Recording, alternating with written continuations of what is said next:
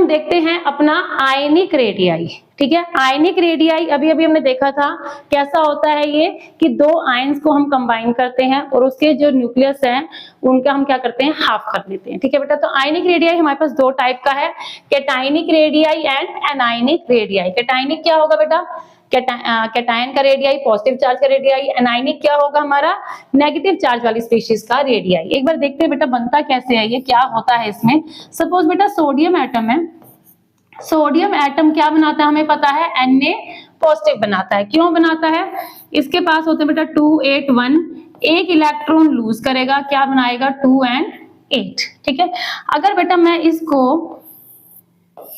अपने एटम के स्ट्रक्चर की फॉर्म में बनाऊं तो क्या है बेटा हमारे पास, यहां पर बेटा सोडियम के पास एक इलेक्ट्रॉन है, उसने क्या कहा भाई मुझे तो स्टेबल होना है, मुझे ये इलेक्ट्रॉन नहीं चाहिए, इसलिए तुम ही रखो ये इलेक्ट्रॉन, मैं तो अपना क्या कर रहा हूं, इलेक्ट्रॉन देके स्टेबल हो रहा हूं। क्यों, क्योंकि मैं 2 8 बन रहा हूं। तो इसने क्या कर अपना एक इलेक्ट्रॉन निकाल दिया। जैसे ही इसने अपना एक इलेक्ट्रॉन निकाला, इसका शेल जो था क्या बेटा, क्या हो गया, रिड्यूस हो गया, एक शेल ही उड़ गया, तो साइज क्या हो गया, ऑटोमेटिकली छोटा हो गया।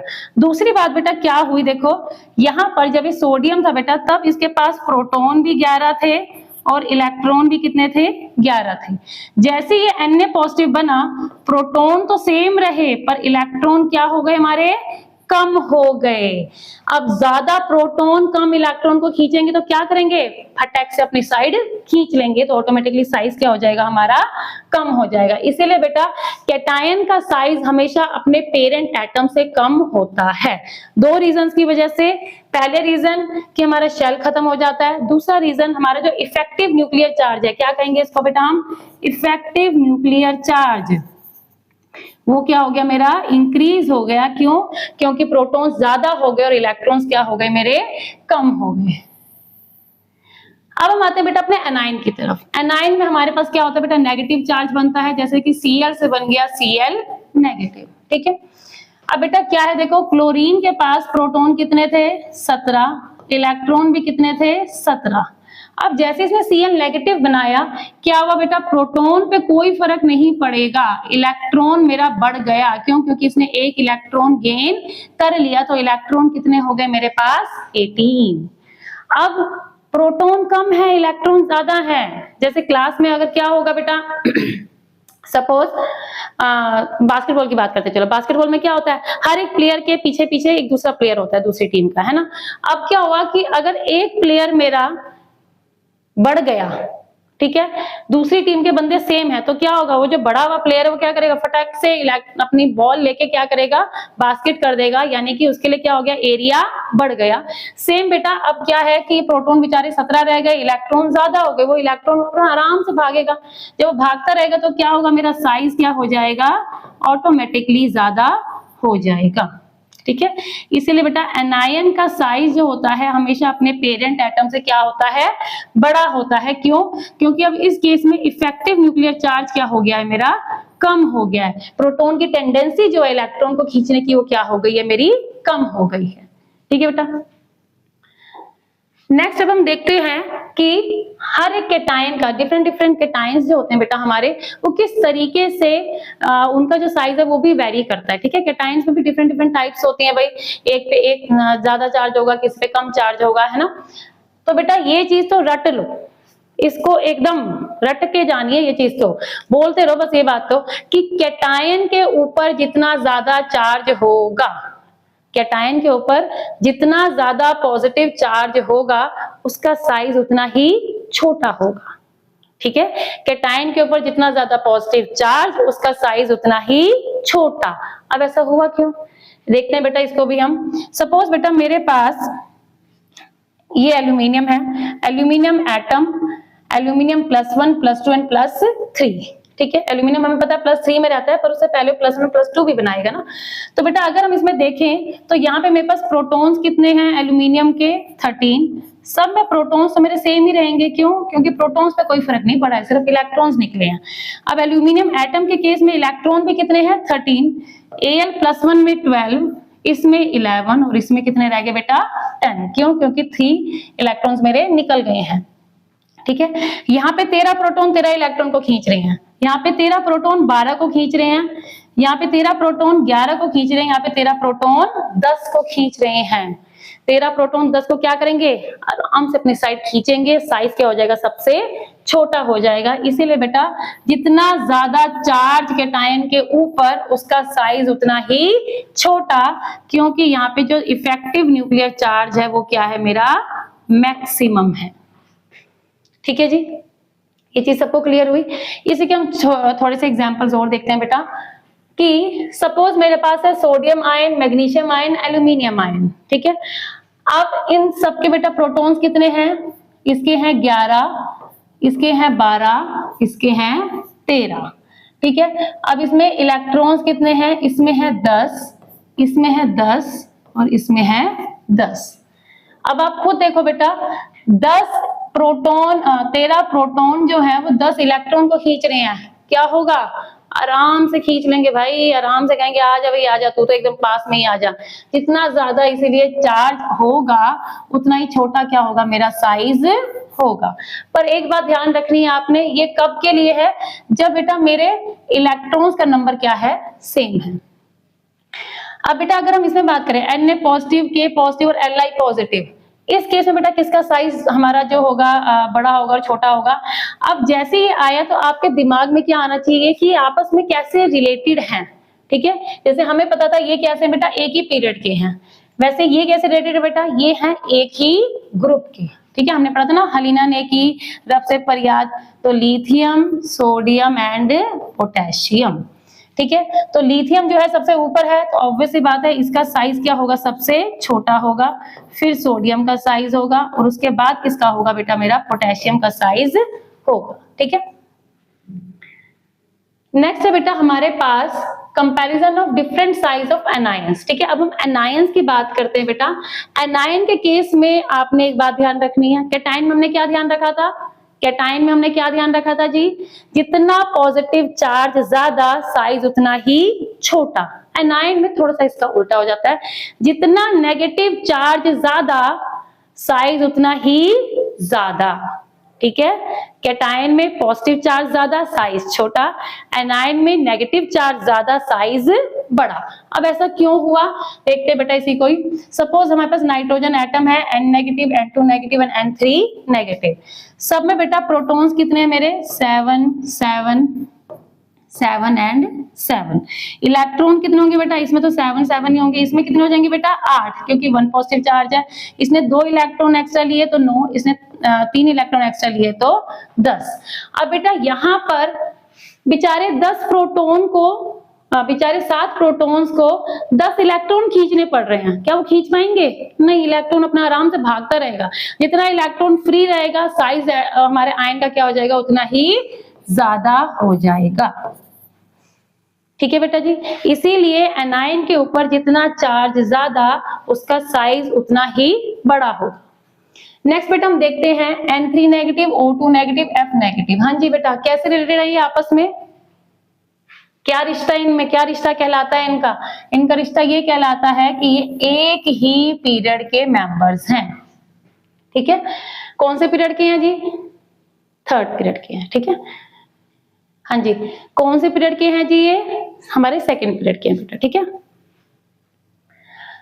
अब क्या हो रहा है बेटा, देखो अब इनमें प्रोटॉन्स कितने हैं, 7 8 9।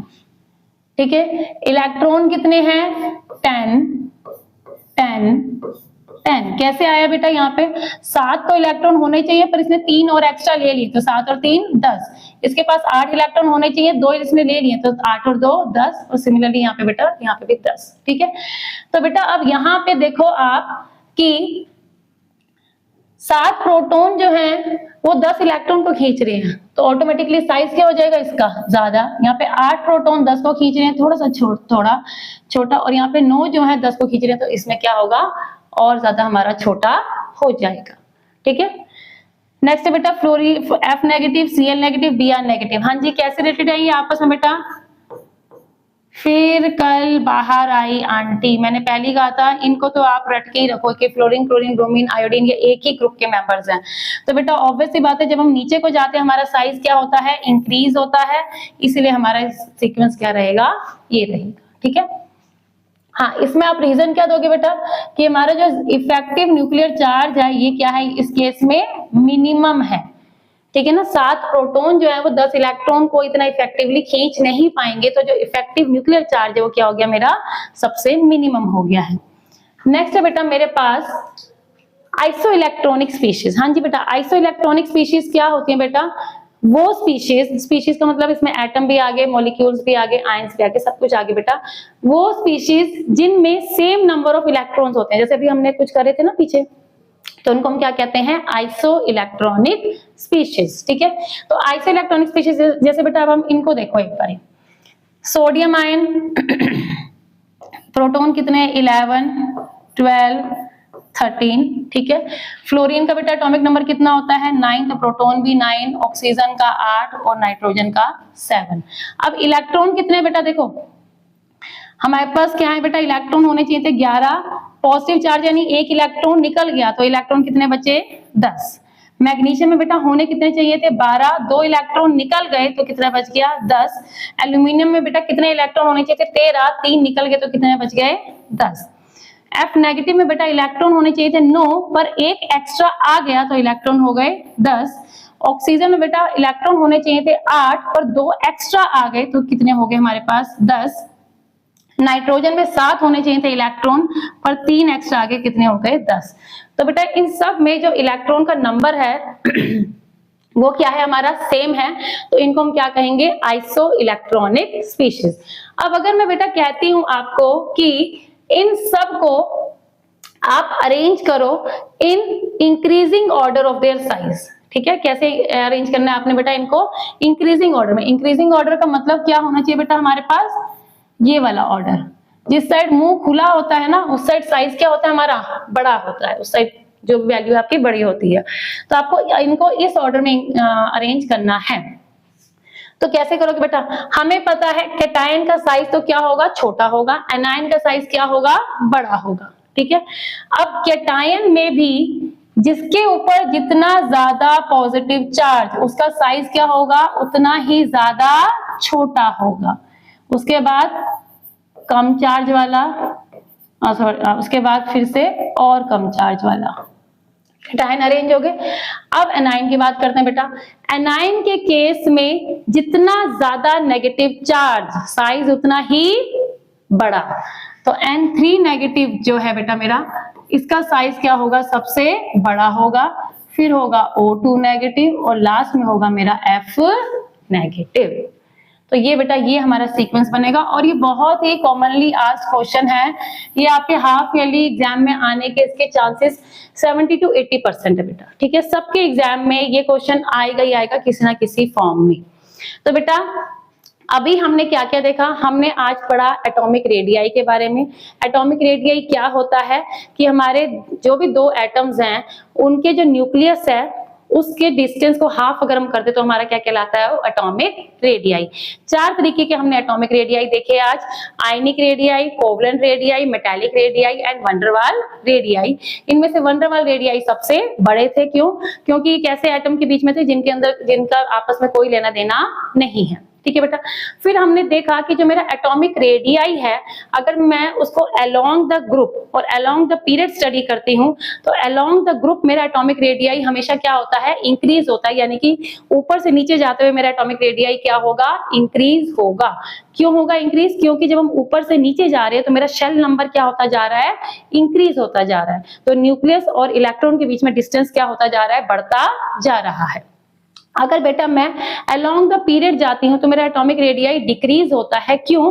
क्योंकि बेटा जब मैं पीरियड के अलोंग मूव कर रही हूँ तो इलेक्ट्रॉन जो है वो सेम ही शेल में ऐड होता जा रहा है, ठीक है। इसकी वजह से क्या होगा, और हर एटम के हर एलिमेंट के साथ जो हमारा इफेक्टिव न्यूक्लियर चार्ज है वो इंक्रीज होता जा रहा है, तो जो न्यूक्लियस है वो इलेक्ट्रॉन को क्या करेगा आराम से अपनी साइड खींच लेगा, ठीक है बच्चे।